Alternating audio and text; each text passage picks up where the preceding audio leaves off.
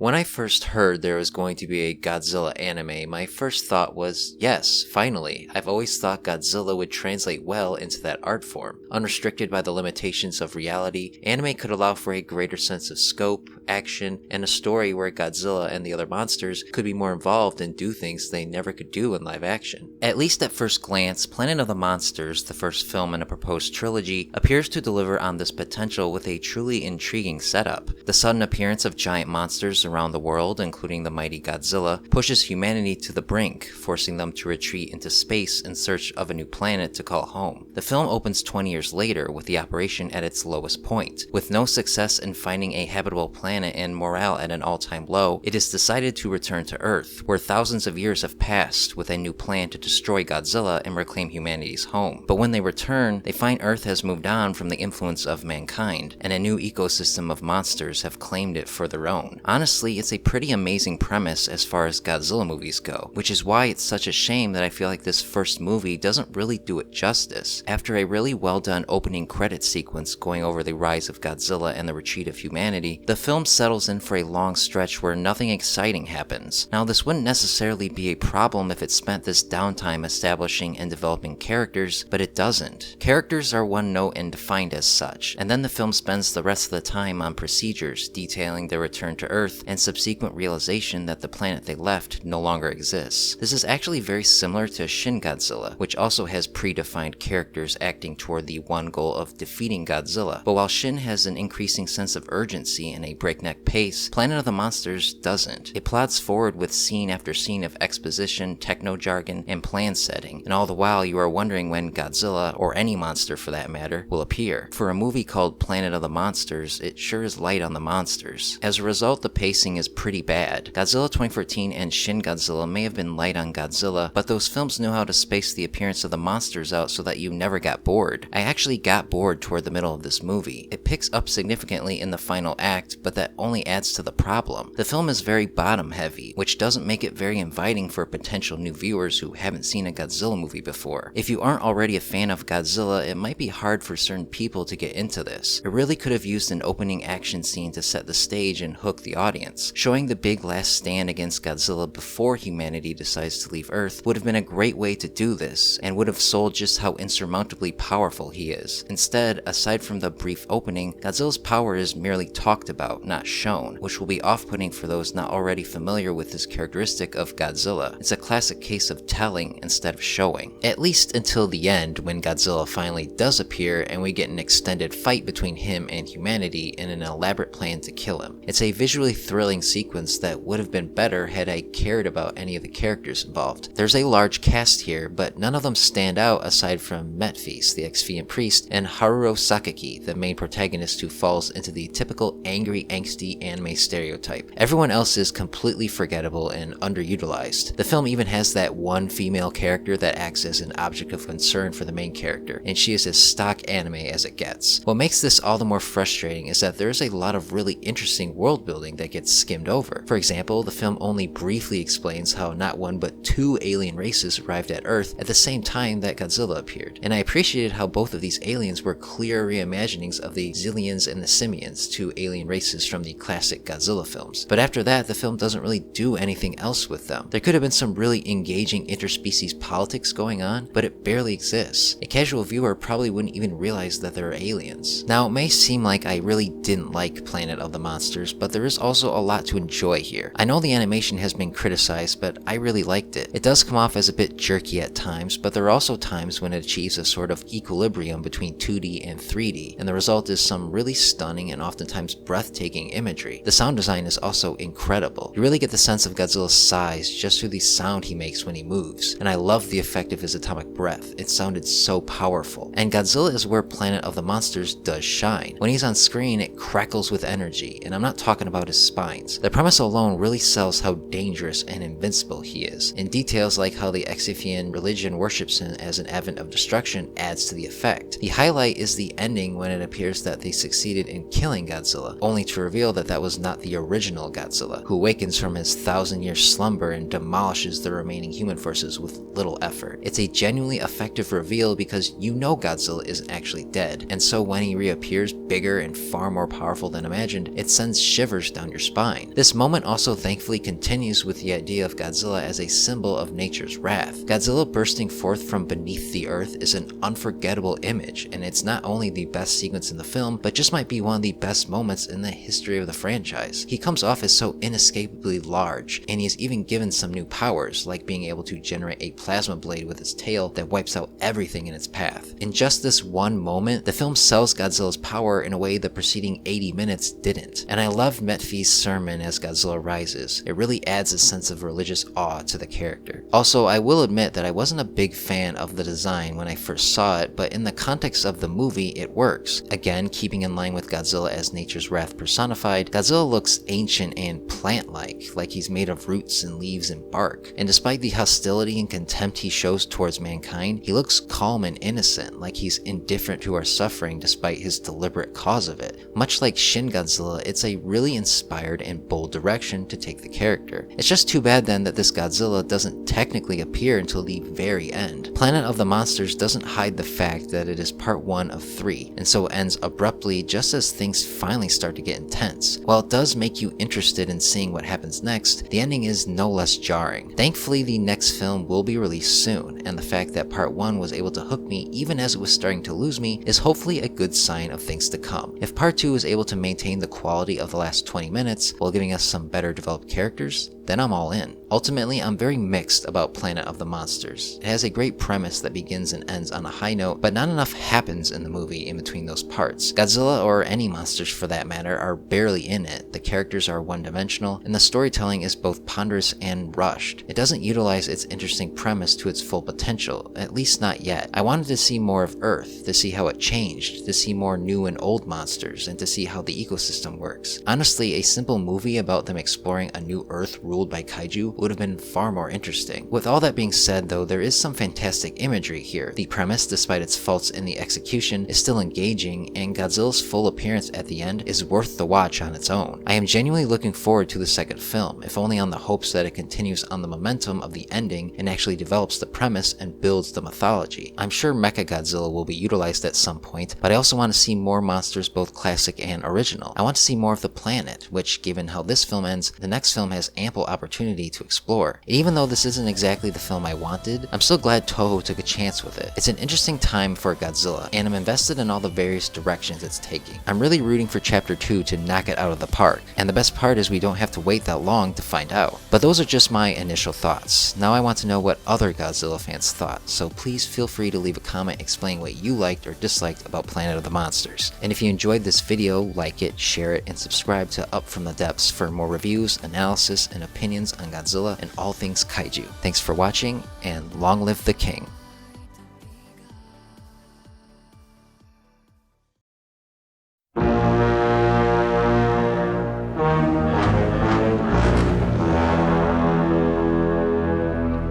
Thank you.